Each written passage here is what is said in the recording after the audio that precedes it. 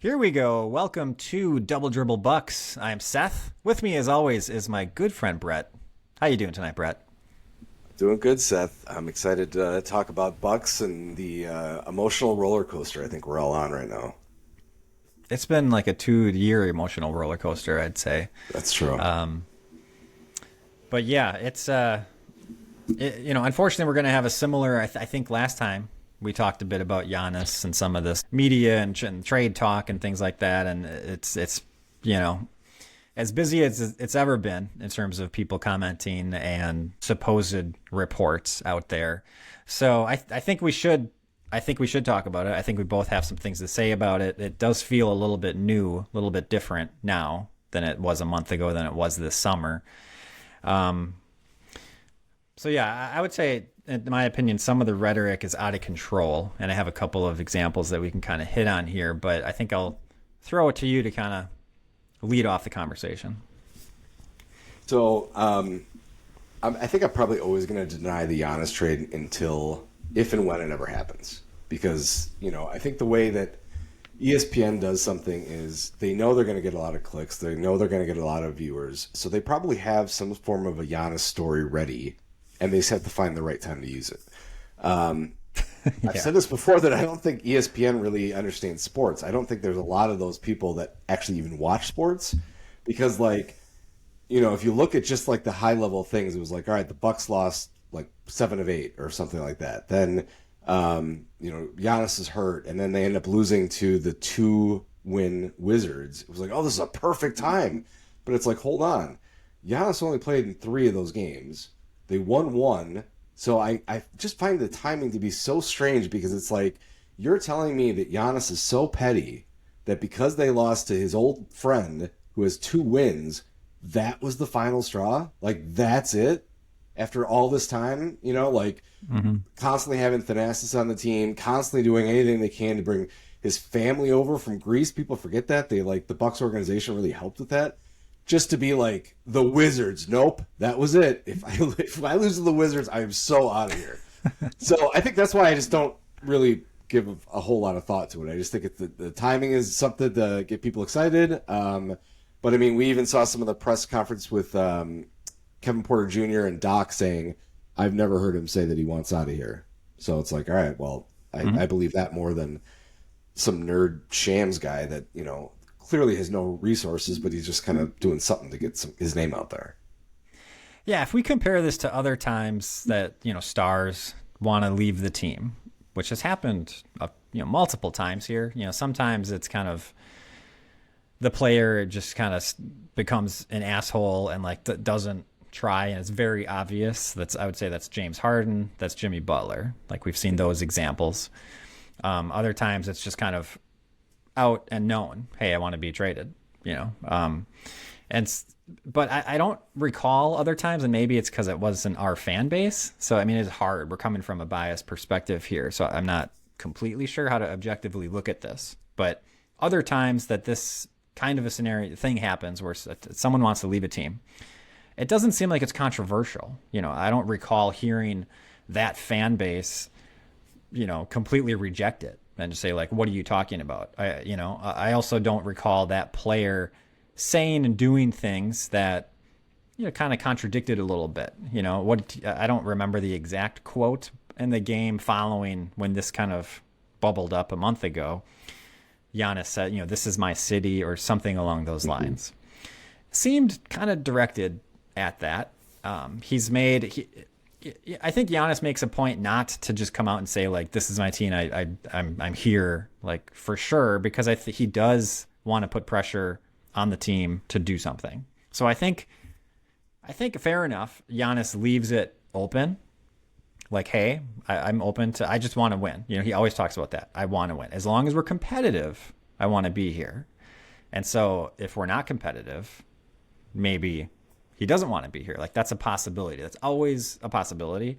And I don't blame him for saying that and kind of, using his position to kind of try and make the team do things, and just so we're not content with mediocrity, kind of a deal.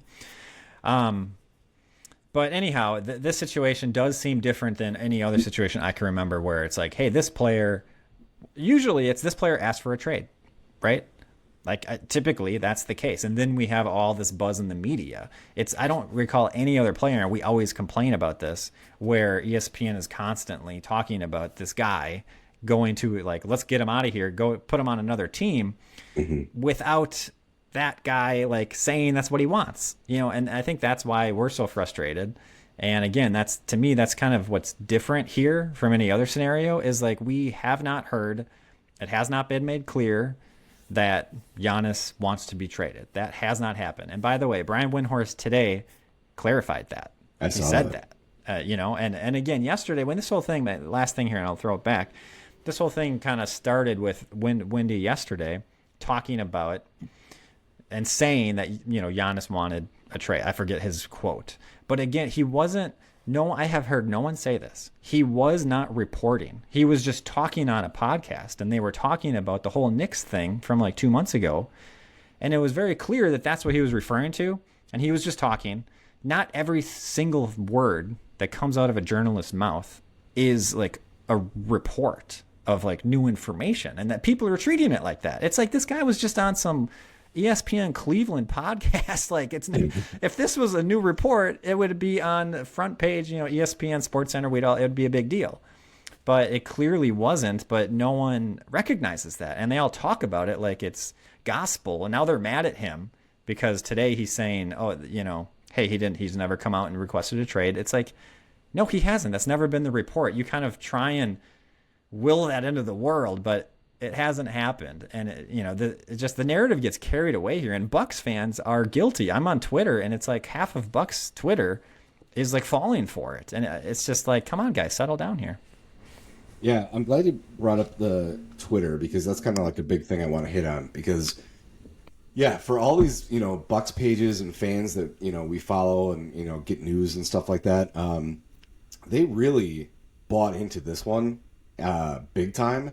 And these are the same group of people that, when you're scrolling through there, they clearly have no idea what's going on with this team, because they're like, who the hell are these guys? Like, how could we possibly be winning with this? This is terrible. Like, hold on. Like, do you even have any idea what's going on with this team? Like, or are you just kind of like excited to be a part of it? It's fine if you just want to be a part of it, but like, maybe just kind of watch some of the stuff you're saying, because these people just are buying into this thing. And it was ultimately like, not only is this team going to self-destruct, but Giannis wants out. He wants to burn it to the ground. Like, it's like, oh my gosh, why are you believing all these things?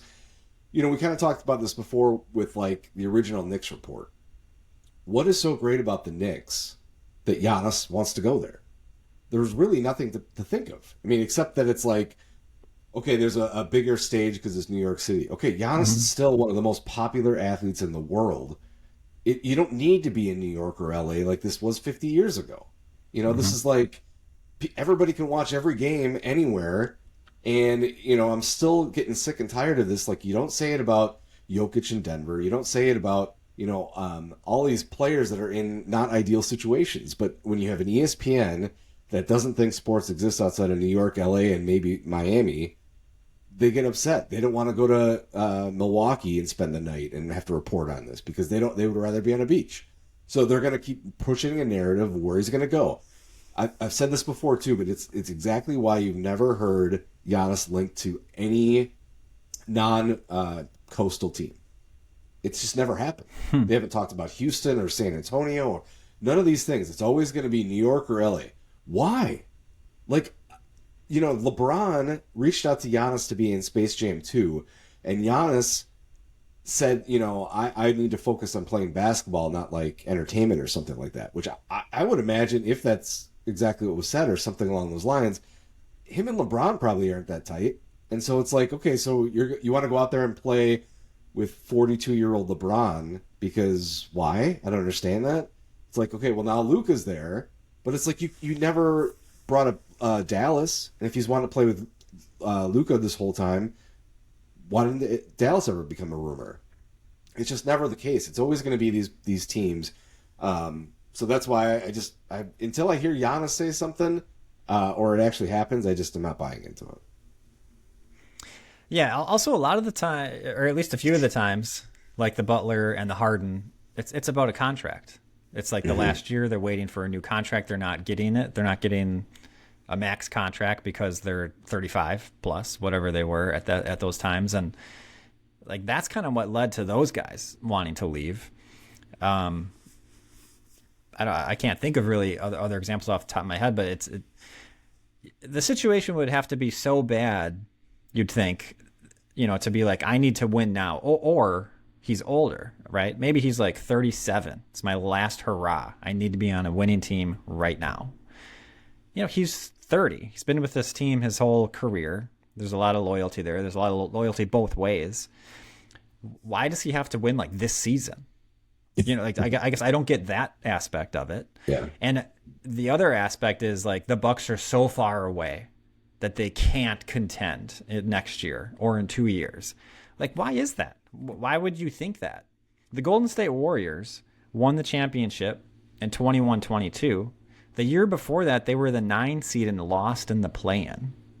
The year before that, they were 15th in the West because Steph Curry was hurt that year, granted. But okay, without Steph Curry, they were 15th in the West. You know what I mean? Yeah. So without Giannis, the Bucks suck. Yeah. Okay, is that like, what does that actually mean something? Does that actually mean that the Bucks can't do anything and Giannis should request a trade and get on a real contending team? I think people are losing sight of what a contending team is and how that changes from year to year pretty significantly. The Lakers, before their championship year, here we go, they were below 500, 10th in the West. Granted, they got Anthony Davis the next year, but okay, that's, the Bucks could go get someone. Like, that's open for anybody, any year. Okay. The Bucks have $20 million going to Dame Lillard, but the salary cap goes up every year. We don't have a lot on the books outside of Giannis. Like, it's possible. Horst figures these things out. If you're saying that they need another top 10, top 20 guy or whatever the case is, like, it's possible, and so many of these other teams are going to be in a similar situation. There's only like a couple of scenarios where you might be able to say like, this team can trade this stuff, still have an extremely good team and add Giannis. Maybe OKC could do that, although I don't know why they would. Maybe Houston maybe could. I'm not sure how many teams really could. They're going to give up too much. It just doesn't make sense. And it's like, are the Bucks really that far away? I don't buy it. Yeah. In other breaking news, water's wet, and Vegas would be nothing without the casinos. It's the same thing with like, hey, the Bucks suck without Giannis. Well, no shit. Like, I don't understand what you expect. Like, that is how that works. Mm-hmm. I'm surprised that yeah, exactly. Take away half these stars and the team would suck, right? Okay, so that's not breaking news. You make a great point too, because it's like, all right, anybody that's going to be a contender is not really necessarily sitting on all the assets that could actually pull off a trade like this. I would be more bought in if it was like, hey, Brooklyn, that now went from having no picks to having all these picks, is somehow able to package some deal of, I'm not very familiar with the Brooklyn roster right now, but some guy that the Bucks like, and then like 7 first-round picks. Like, okay, that's a package that makes sense, but Brooklyn would be like, all right, we're going to have to try to figure out something now. Does Houston really have that much that they would mortgage everything? Like, of course they would mortgage it to try to win it, but like, I don't think they have enough tools to give to Milwaukee. The price is high. This isn't like, maybe people got so messed up with the horrible Luka trade that they think like, just give us Zion and we'll be fine. Like, come on, that's not even going to pick up the phone. Mm-hmm. I don't know. I just think it's absolutely ridiculous. What was the other thing I was going to say on your point? I forgot it. So maybe I'll think of it when I talk. I have a couple of examples here that might be fun. Now, I don't know how, obviously, especially you and I, like, we don't just trust these reports. Okay. So who knows how much truth there is behind this, but a tweet from Full Court Pass said the Bulls told Giannis reps they are not interested in trading for him. Okay, first of all, the Bulls are not interested in Giannis Antetokounmpo. Like, that's very hard to believe. But apparently Lou Canellis reported that. I think he's like a Fox reporter, maybe. I don't know. The quote is, "I can tell you that Giannis and his representatives reached out to the Bulls about a potential deal, and the Bulls said they weren't interested." I mean, let's say that's true. That's like, I mean, you know what? Maybe it is true because the Bulls are such a bad organization for the past since Jordan left, that maybe they would say that. The Bulls, like, what do they have going on? It doesn't make any sense. That really makes no sense at all. The other thing is, like, is Giannis's team the one that orchestrates the deal? Like, I don't understand how that works because, like, the Bulls could say, "Hey, we got a deal," and Horst could say no. Like, I don't understand. Like, Yeah. part of that whole report kind of falls apart to me. I mean, maybe if Giannis goes to his agent, "Hey, I got to get out of here because something happened in the last 24 hours that has made me want to leave. You need to get me out of here now." With my wife. Yeah, right, exactly. I don't think the agent's calling out and being like, "What are you going to offer the Bucks for my client?" I just don't think it works that way. Maybe I'm stupid, but Yeah. I don't buy it. All right. So the other report, which is kind of, I think we've seen this sort of thing with other fake trades that are out there. Okay, I forget who tweeted this, but I think it was a local San Antonio Spurs guy, sports guy. That's who it was. So I don't know who it was, but he was, whatever it was. Some San Antonio Spurs reporter said, per league sources, the Spurs and Bucks have discussed a Giannis Antetokounmpo deal in recent days, signaling substantive movement after years of trade chatter. I can report that San Antonio also communicated that Stephon Castle and Dylan Harper are untouchable. Okay. Again, maybe they're untouchable. Honestly, I mean, I do not believe this one at all. But, like, are you serious? You have a chance to get Giannis, alongside Wemby. And, oh no, Stephon Castle and Dylan Harper cannot be touched. I mean, come on. One of those guys can be touched, all right? Like, if you're going to have a chance to get Giannis on your team alongside Wemby for the next 5+ years, you're doing it and you're going to give up one of those guys. Like, that's just, it's going to happen. It's just ridiculous to say that. Yeah, I know a lot of, like, or like radio shows or some other podcasts will always say, like, all right, list the superstars where if you were the GM, you wouldn't even pick up the phone. And it's like, okay, Wemby, as a young stud, like, you're probably not even going to pick up the phone. There's literally nothing you can offer. I don't know how many players you're going to list before you get to Giannis, but it's not that many. So the fact that you're putting Harper and Castle up there is absolutely some of the dumbest thing of all time. Like you said, at least one of them, they'd maybe look and be like, all right, who do we want to go around with, and who can we afford to lose? But to be like, no, you know what? We're San Antonio.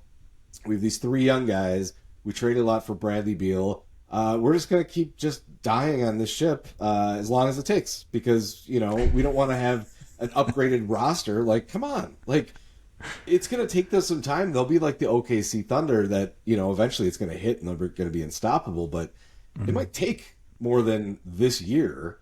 So, like, I don't know. I think they would try to maximize that all you want. Yeah. They got De'Aaron Fox, but not Bradley Beal. But yeah. But apparently he's available to be traded. But yeah, I mean, so you're seeing stuff like this all of a sudden. By the way, it comes out today. It's like, oh, okay, it's in recent days they've been talking. It's just hard, I think a lot of this is not true. I guess is maybe my point with sharing that tweet and just making fun of the fact that, like, these guys are untouchable. Like, there's not that many untouchables when you're talking about a Jokic or a Giannis. It's just like, that's just dumb, I know you just got Dylan Harper. He's the number 2 pick. He's got some promise. Still, it just doesn't make any sense. You're going to trade him. Yeah, I think. Yeah. Oh, shoot, I just forgot. Oh, I really don't believe that we're going to be sitting in a situation where Giannis and his team are going to go, okay, here's the deal. Let's not trade during the offseason. That's unimportant. I don't need to know my new teammates or my new coach or anything like that. Like, don't worry about that. I will give the Milwaukee Bucks, who have been nothing but the absolute nicest, kindest organization I can ever be a part of, I'll give them 20 games. Yep. And if we're not 20-0, you start picking up the phone and get me out of here. Is that what we're supposed to believe? Like, if he wanted out, he would have left last offseason. The offseason is the only time that it ever becomes something that comes up.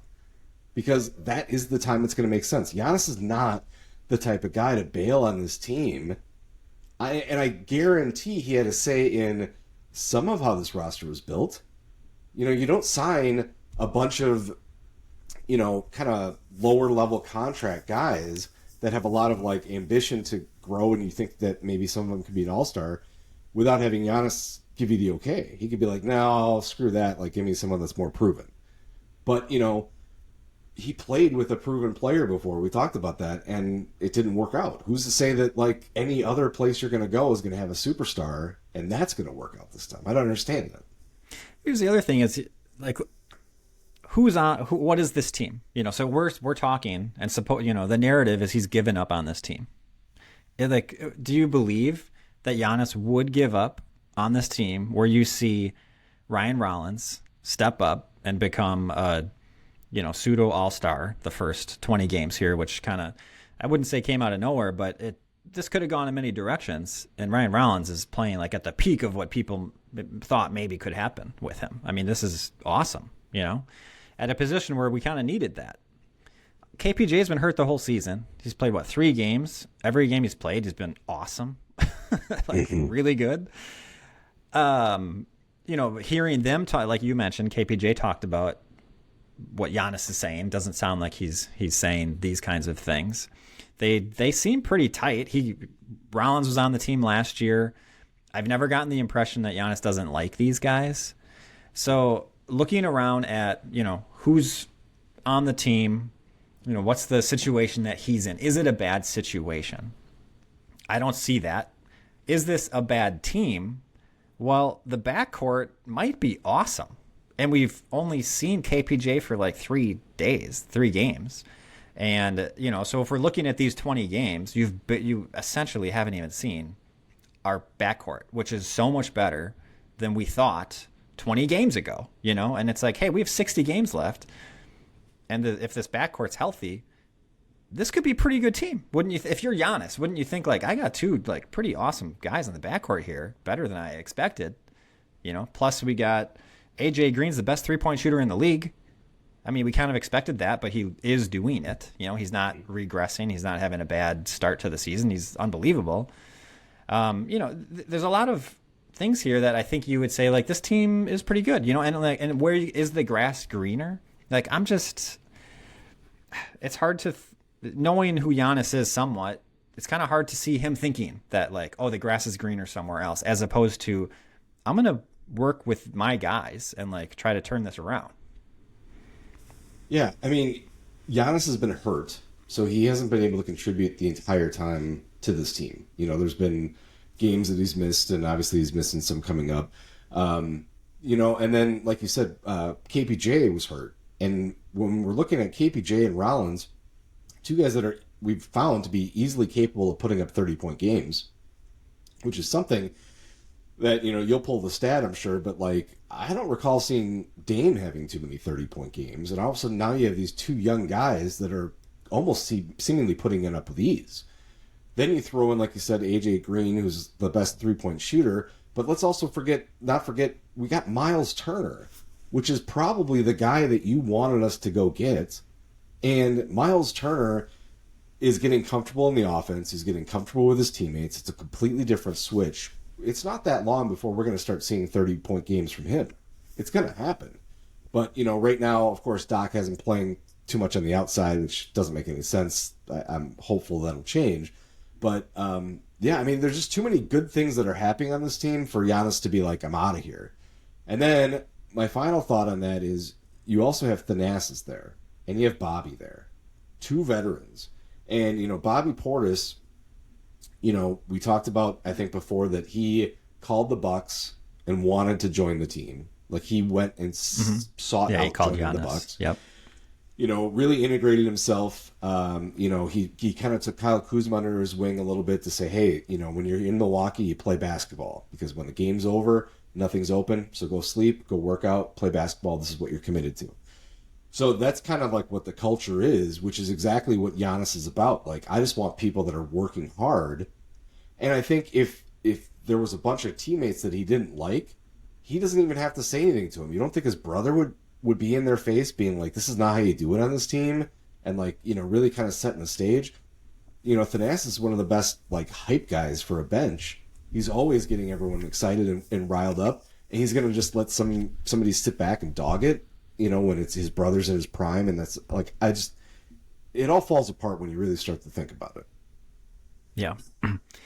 Yeah, well, I guess we'll see where that narrative goes. I mean, it's definitely hit a crescendo today, and hopefully it just kind of goes down from now. And the injury, I don't know if that makes it go away or if it just makes it like continue until he comes back. But I don't want to keep talking about this every time we come on the pod. I know. But yeah, I guess we'll see where it goes the next couple of weeks.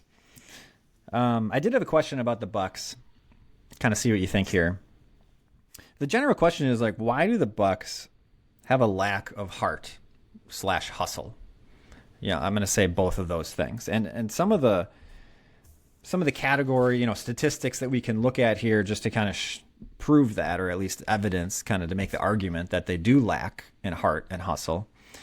They are 24th in pace, 25th in screen assists, 27th in points per possession on transition, which is crazy. 29th free throw rate, last offensive rebounding, last second chance points. On the defensive end, 20th in blocks, 22nd in steals, 23rd in charges drawn, 25th in contested shots, 29th in loose balls recovered. So just a lot of different categories here where they're ranking at the bottom or near the bottom, definitely the bottom third of the league. I'm a little surprised especially because last year we were the old team who couldn't do these things. We didn't have the athleticism. They're old and slow. Okay, we made a purpose. They've talked about, Horst and Doc talked about the changes they made. They made a point to make these changes, to be more athletic, to be faster. They wanted a higher pace. And it doesn't seem to have happened. I mean, it has not happened. And it's a little confusing. Why is that? It seems like we should be getting more of these hustle plays. And heart plays, as I'm calling it. It's just like kind of like trying, like they're not trying hard enough. It kind of maybe seems. The numbers seem to be telling me that. What do you think? I think those numbers are very shocking. I mean, you can watch the games and you get the sense that they're lacking the heart plays, but then to actually like kind of have the statistics behind it is very alarming. And it's weird because as I just talked about, you have Thanasis, who seems to be like hyping up this team. These great pregame speeches. Like, you feel like there's a lot of energy, but as soon as they get on the court, it just dies. Anybody that's watching these games, you're going to be arguing, get the damn rebound, or how are you not getting back on defense? You're getting burned again. It's just one thing after another that should be fixed. And I mean, the only thing I could think about is the most obvious answer in front of us is coaching. Yeah. If Doc is a player coach, which I think is what he is, he's going to kind of let them run the show, and he's going to try to be the, offensive genius or defensive genius, or any way he wants to look at it to kind of figure this out. But you guys kind of do your own thing. Players need a coach to kind of like get them motivated. They can't just motivate themselves. It only goes so far. So there's got to be something in there that is missing on the coaching end. I'm just surprised by it. I'm not surprised when I see it, but those numbers are just like completely baffling to me. Yeah, and you kind of hit on it because I was going to kind of follow up with like, is it personnel or is it coaching? I mean, it's got to be. I mean, I guess it could be both. Sure. But last year the things were happening and we all were blaming the personnel. But it was just again and again coming up, and we were blaming Brook Lopez and whatever else. Okay, so I feel like that excuse is gone, especially from the team perspective. They thought that they got rid of that excuse, yet it's happening. We've had the same coach both years, who's pretty much a 500 coach to this point. And we've had those same issues, the same issues that keep coming up. And I have to say it's coaching. Now, at the same time, let's give him some credit. We have the fourth best half-court offense. Like, that's pretty impressive, especially when you look at it sometimes, it doesn't look like we should be the fourth best. I feel like we need more movement than what's going on. But we are fourth. We're second in effective field goal percent. Like, we're shooting extremely well, and we're playing well in the half court, but the transition's been terrible. The rebounding's been terrible. The fouling too much and not getting to the line enough, I didn't look at, there's probably something I could look at to say, like, how often are we getting into the lane? Probably not enough. That's probably why we're not getting enough free throws.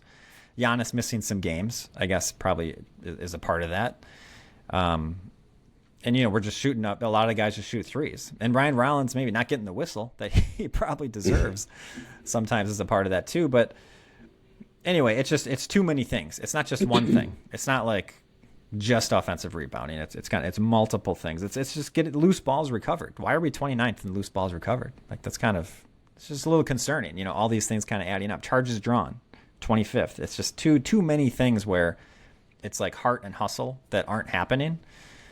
And I don't think we can blame personnel anymore. So I think it's coaching. And I thought we were becoming that kind of a team, and it's just disheartening that we're not. And it's just yet another sign that we need to get rid of Doc. For all the other like, this is now another reason to say, like, he's not like pumping this team up to like give their full effort. He's not getting as much out of these guys as he should be, is maybe the simplest way to put it. Yeah, I mean, I've said before on this pod before, the passing is lazy. You can look at that and they have these weird lobs that just have nothing behind it. And I think that the biggest tell for me is when you watch like KPJ or Rollins get a steal, you're like, wow, these guys like are hustling and they're almost playing like they're trying to make the team. No, that's how people play the game of basketball. You just haven't seen it from the Bucks in such a long time that it's blowing your mind to be like, oh my God, look, he's trying to get the ball. Yeah, that's kind of half the fun, like it's kind of obvious. And it's just strange that, like, was the, I feel like the last couple of years it hasn't been the best. Statistically, though, clearly we're at the lowest. But, Chris Middleton is a pretty laid back dude. Pat Connaughton seems like a laid back dude, but like kind of shows his hustle on the court. Brooke Lopez seems like a super laid back dude. Like, those are the guys that left the team. Like, which one of those was bringing the heart by being like so laid back? You'd almost think those guys being a little bit older, maybe a little bit like, I don't know, laid back guys, that once they were gone, the heart would come back. But it's shocking that it's the other way. We didn't lose any of these like super pumped up dudes. Yeah, and the other side of it is I look at Miles Turner and see what he's doing and the kinds of things he's saying, and like I love it. And he definitely seems to have embraced this team completely. And he was so happy for Sims. Yesterday, Sims played 30 minutes, and Turner played 19. That's his position, right? I mean, Sims is taking his job. I'm sure it one game, but still, I think that would be an ego check. Like, hey, how's this vet min guy who like hasn't done anything in the league? Why is he playing 30 minutes today and I'm only playing 19? And we won. And like, what does that say about me and my play? But I saw a clip of him in the locker room, like giving props to Sims. He was like sincerely like happy for him, and excited about the win. I think he posted on Twitter or Instagram, whatever, like it's all about the W. Like, he is 100% behind the team, and the heart, seems to be there from him individually, seems to be there from a lot of these guys individually. As a team, it's not coming out, and so something's going on there. I wonder if the players never seem to show that frustration. Kind of going back to like, when you were talking about people getting traded, like Harden or something like that. The frustrations were pretty obvious in these press conferences. I don't feel like we can look at any player and see that. And it's almost like, there's so much pressure in the way that these, playoffs and seedings are lined up that it's like somehow the belief is if you're not a top 3 seed, you have zero chance. But like there's been numerous times where, deeper seeds advance. Mm-hmm. So just kind of flipping another way, like the Bucks only have to just barely get into the playoffs to have a shot. And, I think we kind of touched on this and you're seeing it more. Doc is trying different lineups, but super slow. Like instead of seeing the switches you would see on another coach, he'll stick with it because he wants to see maybe the whole game. Maybe there's highs and lows. Maybe there's, all these different things. And maybe the heart is coming from the fact that these guys, we haven't found the right mix of guys playing at the same time. You can't just like blindly say like, well, these are my starters. I'll make no adjustments. I'm just going to stick to the same game plan.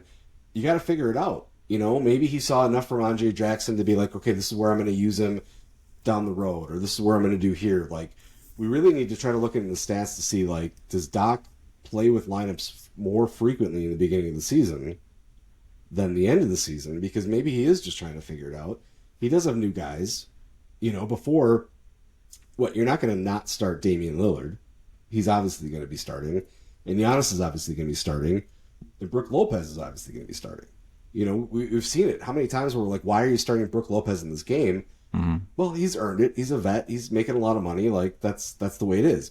Well, now you have Giannis, and, Turner's making good money, but it's not like crazy $50 million money. So he has a little more freedom to toy with these lineups without having to deal with, like, diva behavior. Yeah. The retort to that would be, last time we did talk about how he played the starting lineup like the second most minutes of any team, and it was like negative net rating. It's like, maybe mix it up a little bit more if it's not working. Right. And like other teams like aren't playing their start, except for Denver, which has the best starting lineup in the league. So I'm not sure how much truth there is to that, but there could be, and he's kind of forced to with some of these injuries, like TP's like out for a while, and so he has been kind of forced. And I will give him credit. Cole Anthony's basically on the bench now. Yeah. And so I mean he is making some moves. It's maybe not as quick as we want, maybe not everything we want, which is fair enough. It's not like we're correct on everything that we want. But 37 minutes in, now I get to talk about Ajax for a second. The thing, everything I'm talking about in terms of the hustle and the heart, Ajax does all that, and so he went to Ajax one game and it was actually pretty good, and then he left for unknown reasons. So hopefully he comes back to Ajax because he does solve some of these problems, and I personally don't think he's really that much of a liability on offense. Especially, like a Sims, maybe Doc has a similar thoughts with Sims, because Sims is kind of lost on offense sometimes, but he can rebound more, and he's good on defense. He can switch on defense. So he's a pretty useful player. So like play him, sometimes, in some games it's going to be 30 minutes because he's having a great game or in a good matchup or whatever. And other games, maybe it is just 5 minutes. I feel like Ajax should be being used in that same way, and he's not. And again, looking at all these numbers and everything, it's just like, how are you not there yet? You gave us a game and he did it. Like, just keep doing that. How about? Yeah, I mean, there's some optimism in the fact that Ajax got some early minutes this season, because I feel like last season they haven't really developed after his benching. Like, it kind of that's just where he was. So maybe that's a positive sign. But, that's the tough thing. Ajax, you're right, doesn't have the best offense, but he's not a tremendous liability. His defense makes up for it, and these lineups are, maybe there is something fitting there. Last night we saw Turner and Sims in the same lineup with KPJ, Ajax, and Rollins. It kind of was awesome. And I don't know what the plus minus was on it, but it's like, maybe in a different situation you sub out somebody for Ajax. But I the way that Rollins and Porter and Green are playing, that's some of the hard times to break in there, because Doc likes to go with a bigger lineup after that. Those three guys, and so it's going to be the Bobby and Kuzma and Turner and Sims and those big guys. Ajax is kind of a tweener. And maybe that's contributing to kind of some of it. Yeah, I mean, there's time at the 3 for Ajax, and Doc's just not doing it. That's what I would say. Right. But to your point a little bit, I'll shout out Rollins was outstanding perimeter defense on Cade Cunningham, who's a top 10 player in the league at this point. Cade Cunningham is very good. And maybe it was just a bad Cade game. He kind of looked off a little bit, but maybe he was off because he was rattled by Rollins being all over him. So that's the kind of position where we would say, like, hey, let's put Ajax, like get Ajax on here to put him on Cade because no one else can do anything. And it was nice to see Ryan Rollins like show like he can do that, which I thought he could. I mean, he's a long guy, you know, so like he should be able to kind of bother some of these, especially smaller guards, I think. But that was a great performance yesterday, I thought, defensively by Rollins. Yeah, absolutely. I mean, we got to give a little credit to, for those that don't know, the special guest coach of the year is Rajon Rondo. And, oh, yeah. you know, the local broadcasts have been saying, like, tremendous things on how he has impacted Rollins, Porter, and, you know, a bunch of these younger guys. And it's like, Rondo was always one of those guys that, like, I never really liked him. I don't think a lot of people liked him because I think, you know, I don't know. I don't even know why. He was kind of like weird. Kind of, well, like he was at Dallas, a pretty good Dallas team, and for some reason, like him and Rick Carlisle hated each other, and there was a lot of weird stuff going on, kind of ego, arrogant stuff from Rondo sometimes. But he was very, and then he would like play really terribly, and then like in the playoffs, he would just completely turn it around. He was kind of a weird player. Yeah. Yeah, exactly. So it's not necessarily like an obvious like, oh, Rondo is going to be coming in here and making this fix, but you know, some people find out that they almost have a better career as coaches, and maybe that's kind of his thing. Like, you know, he still has the talent to be able to play in the NBA for a long period of time. Maybe it's, you know, some of that, hey, don't do it like this. This is the problem I had. But, you know, Rollins had a great interview where he was talking about how, you know, Rondo would always say, this is how I would look at this situation. And he's like, that was never how I would look at it. And it really gives me perspective of, like, trying different things. And so that's pretty amazing. I mean, I hope that continues to develop. We had one of Giannis's really big years was Garnett was like worked with him. Yep. So maybe this is something that's kind of keying in on potential. I don't know how many teams do this. If every team does, or if it's unique or not. Yeah, I don't know, but it's a good call out because this backcourt has been playing kind of out of its mind a little bit, and Rondo probably should get some of that credit, you know, especially Rollins, such a young guy who hasn't really been on the stage before, you know, and he's just thrown into it and really excelling. On that same topic, I should shout out Doc. Like we're saying, usually he's slow to kind of do what we want. He immediately started Rollins and KPJ together, which was, I mean, it was obvious to do that. But he did it. I mean, we can't assume that Doc's going to do the obvious thing. And so, you know, just immediately started both of them. That's such a good backcourt, which is just interesting because when the season started, no one would have said that. You know, no one was thinking that. You know, we're thinking Gary Trent Jr. or I guess that's probably who we were thinking, Gary Trent Jr. Yeah. And now that no one's saying that now, right? And just to have two ball handlers at the same time is such a great help as opposed to just one guy who kind of has to bail us out sometimes. Now you have like two guys who can beat someone off the dribble and create offense, and it's just a more, you know, multi-dimensional offense with those guys plus Giannis. You know, hopefully he comes back sooner than later. But that also is without Giannis. I feel like there's hope. You know, we felt like there was no hope 1 week ago without Giannis. Right. We just looked so bad. Even though Rollins would have, you know, some good. He had a couple of games that were tough, but you know, he had some really good games. But it just, as a team, was like, oh my gosh, like you just can't do anything without Giannis. But with KPJ back, I feel like, all right, we can do something. Like we can win some of these games. We can kind of float by.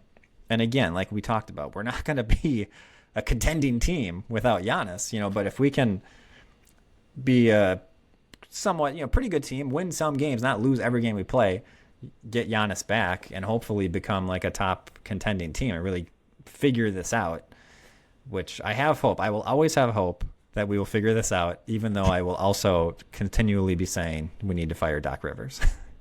So just a way to kind of like throw a wrench in this whole thing, because maybe I'm just being too much of an optimist and trying to like make up a plan. But when Jason Kidd was the coach, he changed the way that Giannis was as far as like being that point center, which is a huge part of his game. People have all given him credit for that. Well, then when Bud comes in, now Giannis is a significantly better defender. And you look at Brook Lopez, who went from being a right back against the basket guy to a huge 3-point shooter under Bud. And then when Doc comes over, he has half of a year with a team trying to figure out their identity. Then he's given Dame and Giannis, and it's like, I have to make that work this way.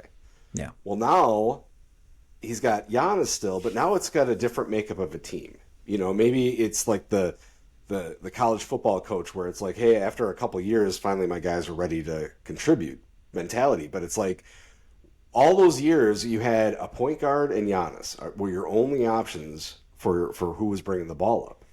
That's pretty much what it is. Now it's really opened up. You don't know if Giannis is bringing up and can just drive it right past you, or is it going to be Rollins, or is it KPJ? All of that stuff can happen. There's a completely different identity with this team, and maybe, I don't know, maybe it's going to click with that like it did for some of these other things. I don't know, maybe it's too much of a hope, but there could be something to that. This is the first time Giannis has really played with 2 point guards, like you said. Yeah, and that's the other thing to mention, which we kind of talked around it. How many games have Rollins, KPJ, and Giannis played together? And completed a game? 2, maybe 2? Yeah, maybe 2. Yeah. Maybe. 1, I think 1 or 2 completed. There was the third game where KPJ had 30 points and played most of the game, and then we lost. So, 3 max. So that's almost nothing is the point. And like those, at this point in time, we've kind of now figured out that's pretty important for this Bucks team, to have Rollins and KPJ. If we lose one of those guys, we can kind of flow it around maybe, but we're not good. I don't think we're going to contend if we don't have both of those guys and Giannis. I think we need those 3 guys. Other guys we can probably fill around, but we need both of those ball handlers. Basically, Cole Anthony just kind of not being good. He started out great. Everyone loved him, wanted him to start. Yeah. He's, it's nice to have him at the end of the bench. It's like, hey, we need someone to just try and get some buckets. Let's throw him out there. Maybe it'll be good, but he's not someone you can rely on. Just that's what we've learned. And that's probably why Orlando didn't re-sign him, and he was a free agent. We signed him for the minimum amount. Like, he's not that kind of player, but he can here and there be a spark. And so it's kind of nice to have him on the team, but we just can't be relying on him. I don't want him in the rotation like he was. No, definitely not. He's not good enough. And it's, again, it's hopeful that Doc is just trying to get some guys out there and see what does he actually have to work with here.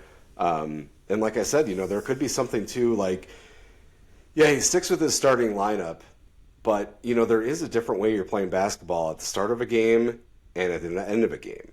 And being able to watch somebody go out there, and now you've seen what do I get from Sims if I play him 30 minutes? Is he getting better as the game goes on? Does he tire out pretty quick? These factors might kind of contribute to what he's doing. Starters are starters because they're the better players. But you find your role in these teams, and they have to see what they have. Playing a game is going to be different than a practice, and some guys are, lights out in the fourth quarter, and other guys just completely fall apart after half. And I think I'd rather figure that out now than in the playoffs. Yeah. Yeah, a quick random fact that just came to my mind, thought I'd throw it out there, is Gary Trent Jr., I noticed, was in the 1 percentile of rebounding for his position. And so him, and, he was playing a lot, right? So with him playing less, I think that's one thing that will help the rebounding. I think it also will help the defense. I think he's just small and just I think he tries hard on defense, but overall is not a great defender. So I mean, and again, if KPJ and Rollins are both healthy, okay, well now you have both of those guys getting minutes. Green can get by. It's just like you don't need Gary Trent Jr. as much. Cole Anthony can now sit on the bench the whole game. It's just the depth is not as good as we had talked about, to start the season. And it really showed these past 20 games, however many games it's been. So if we're healthy, if the right guys are healthy, I think we can be pretty good. Like this, this looked so dire just a week ago, and it's like it's hard to not get caught up in the moment. And to give credit to Doc and the Bucks for not getting caught up in the moment. They seem pretty solid, like you were talking about how they're not getting upset in the press conferences and things like that. So yeah, credit to them for and we need to maybe work on that, and especially Bucks Twitter needs to work on that. Let's just it's not as bad as it seems at times. And Giannis is still on this team, and he has not requested a trade. And, so let's not will that into existence. How about it? Well, yeah, you start buying into this. It's like, you're spreading it. I have, people at work that don't watch basketball, but they know I do, will come by. They're like, oh, it sounds like Giannis is getting a trade. Yeah. It's just something to talk about because they don't know anything else. And it's like, I appreciate that you want to start a conversation, but I'm a little going to be too fired up to be like, okay, it's not happening. All right. But yeah, Bucks Twitter, I kind of expect more from you, which is maybe on me. I should maybe expect less of you, and I'd be happier in my life. But I was just amazed on how many people are just abandoning ship kind of so quickly. Yeah, it was a bit disappointing. Bucks Twitter, you got to be better. Yeah. All right, let's hit on. I think you wanted to hit on Kuzma and Portis. What was it that you? Well, I think we're seeing, a new look from Kuzma. I think it's pretty obvious based on the way he's been playing. And I said, I think last season that, let's give him a moment because, Washington is where a bunch of players go to die. So, let's give him an opportunity to see kind of what he's got. And now here's a guy who's built like Bobby. He's like a 6'10 guy. But he is capable of putting up a 30-point game. How amazing was that? The more you start watching him, he's making less stupid plays and making more smart, high percentile shots. And he's hustling for the ball. And it's like this guy, again, going back to that kind of Bobby mold, you're coming here to play basketball. There is no nightlife. There is no one of these distractions. Like if you want to come and you want to play basketball and you want to win and this is what you want to do, Milwaukee might be the calling for you. And once Kuzma got here and kind of figured it out, we're starting to see a big difference in the guy. It's just a huge difference that I'm not saying he's Bobby yet. Bobby was pretty beloved by the city right away. And Kuzma, of course, is having the opposite. Everyone thinks he's a diva. He's overpaid. This guy sucks. But hold on. His contract really isn't that bad. It's $20 million. But like we talked about before, we're throwing $20 million at Dame to not play with us. And the salary cap keeps going up. It's not crazy. And he's really showing, I think, a totally different player than I saw last year. Yeah, it's crazy how much negative talk we've had on the Bucks this season so far, and so little, if any, has been about Kuzma. I mean, we would have assumed that we're complaining about you got to trade Kuzma, right? You got to get rid of this guy. I mean, we have not been saying that. We don't think that. We actually. I mean, I wouldn't be opposed to if you can get a decent trade. I would do it, but yeah, he's not untouchable. He's not untouchable. But I think he's helping this team.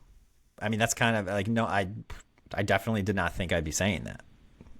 So yeah, that's good. Yeah. I think the other thing is going back to how we started the show with the trade rumors. A lot of the trade rumors I've been seeing are the Bucks are going to send Bobby and Kuzma plus the 2031 pick to get somebody back. And I go, okay, let's break that down again. So we're going to lose 2 6'10" forwards when we only have 4 on the team.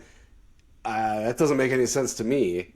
So again, slow down, think through these trades. If a trade ever happens and we are getting rid of somebody that's not Giannis, you're going to see a mix of players. You're going to probably see an Andre Jackson Jr., because he's, young and people are going to see some stuff. Yep. You're going to see maybe a Cole Anthony, Taurean Prince type guy where it's contract that nobody really likes, but you got some worth here. And then maybe you throw in a Bobby or a Kuzma or something like that. But there's no way in hell you're getting rid of both of them in a single trade. Come on. Not for one guy, especially. Yeah, I mean, it's stupid. Yeah, almost every trade that you see on Twitter is just this doesn't make any sense. And now it's all well, Luka was traded for AD. Like maybe it could. Now it's like Right, anything yeah. could happen. Like they ruined this whole trade machine thing because now everything's actually possible, I guess. Well, and But that GM got fired, so it's not like it worked out well for him. Like, come on, that's true. like, That's true. Yeah, yeah. So, but yeah. Anyway, shout out Kuzma. He's been good, and he's definitely good when we're not asking too much of him. He's really good off the bench. Not, occasionally he had a couple games where he couldn't miss, and it's like, okay, maybe you're gonna play 30 minutes of that game, but for the most part, it's like 15, 20 minutes playing well defense. Trying getting the rebounds, tipping it back. I've noticed he's pretty decent recently. yeah. At getting that, like getting his hand and being able to tip it back, which is very helpful because usually you're going to get the offensive rebound. And that's the kind of hustle play like that we're not really seeing too often. And so he's actually the guy making some of these plays. So yeah, he's been a bright spot, which is surprising. Yeah, I'm excited to see more. I mean, again, kind of going back to what we had before, Kuzma was starting most of the time last year. Yeah. Yeah. Doc kind of Yes. was, I don't know if he was forced into something or it was just like Yeah. had brain damage, but it was like, it's always going to be Dame, Giannis, Brooke Kuzma. Kuzma, Brook, and then the wild card is going to be that fifth guy. Yeah. But it was like you kind of knew what was happening. Yeah, that kept So changing. now it's Right. like- Actually, that fifth guy kind of kept changing, and then someone wouldn't play as well. And you're like, is it Torian Prince? Is it Gary Trent Jr.? Like, who is it going to Yeah. be? Yeah. Exactly. But now he's coming off the bench. He's again in that Bobby role. Like, hey, Bobby was paid to be a starter for the Knicks. Mm-hmm. Bobby started for the Bulls, and Bobby is better coming off the bench. And I think he's aware of that. And maybe Kuzma's okay with that too. I mean, why not? You're still getting paid. You're still putting up minutes. You still have the opportunity to, like, I don't know how important starting is, but I don't know. I think they're I'd be also okay playing with for it. their future. I mean, they're not that old. They're probably hoping to play another 5 years. So Right. if you are not starting, it probably doesn't help if you give a poor performance or don't give your best effort. Like that's probably not helping you to then get a good contract the next year. So yeah, that makes. I'll put you on the spot here though. If the Bucks had to trade Kuzma or Portis, you have to pick one. Who would you trade? So if anyone listening, they're going to be like, well, it's an easy choice. Well, the heart says Bobby. You don't want to trade Bobby. He's, the heart and soul. He's the champion. And Kuzma, all right, we're seeing a flash of it, but, we've also seen a lot of disappointment from the guy. But Kuzma is younger. He's got a different skill set. Bobby, really goes hot and cold. And right now Kuzma is playing significantly better. So, like, I'd maybe hate to get rid of Kuzma, but at the same time, I think Kuzma would maybe get us more in return. So I know I'm kind of He dancing has a higher around salary.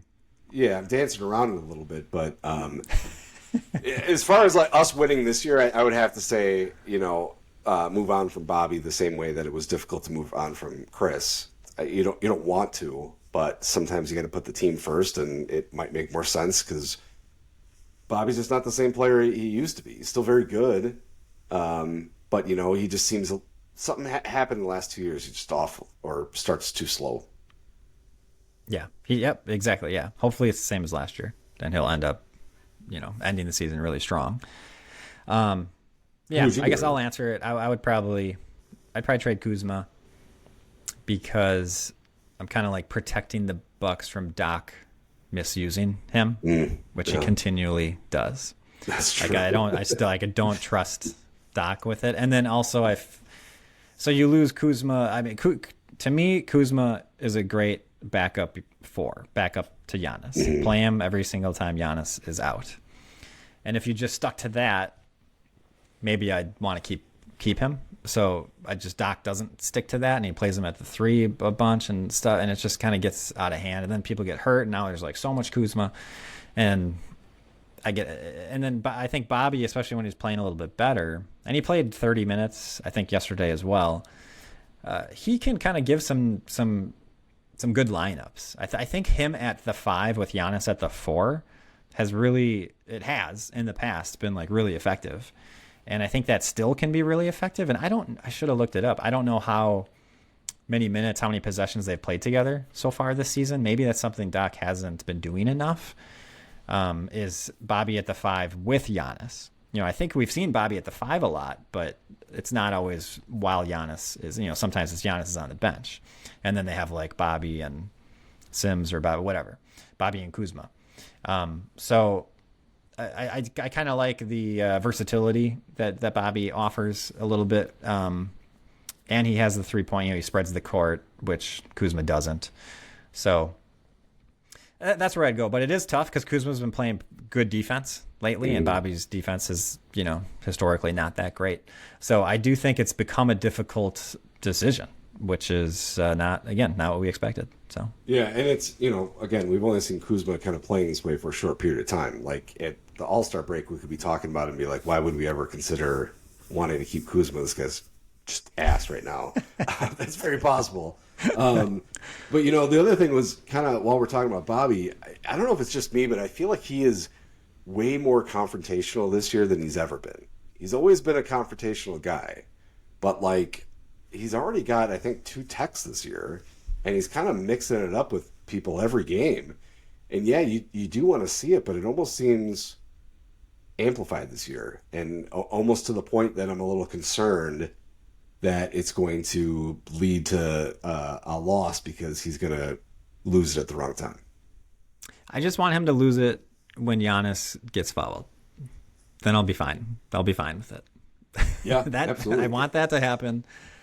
Giannis is getting thrown around and just, flagrants that are not called flagrants again and again. And someone needs to step up on the Bucks and just be like, that's enough. And Bobby's the perfect guy to do it. And so it seems like, from what you're saying, maybe he's building to that. He's getting close. That would be awesome. Yeah, we definitely need to see it. Maybe that's where your heart comes from. Just watching Bobby kick the shit out of somebody, and they're like, all right, yeah, now it's time. Yeah. Okay. Well, I think that'll do it for us, unless you had anything else. No, I think that's it. I think, we know Giannis is going to be out for 2 to 4 weeks. The optimism here is it's still a long season. Again, we just have to make it into the playoffs. The season is not over if we're not the number 1 or 2 seed. We can easily sneak right in there. Be optimistic that you get to see these younger guys playing together, working on their game. When Giannis comes back, he's going to be great. So let's see what we got from some of these other guys. We might get a couple wins here. But, don't lose all hope. The season is not lost yet. Yeah, the Pacers were 6-10 last year. They were basically a 500 team half of the way through. Ended up taking OKC to Game 7 in the finals. So It's just the beginning. Lots ahead of us, and hopefully it's a lot of wins for the Bucks. So, yeah.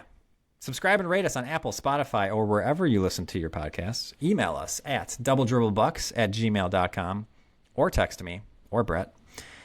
And follow us on Twitter at PodDDB. Until next time, go Bucks.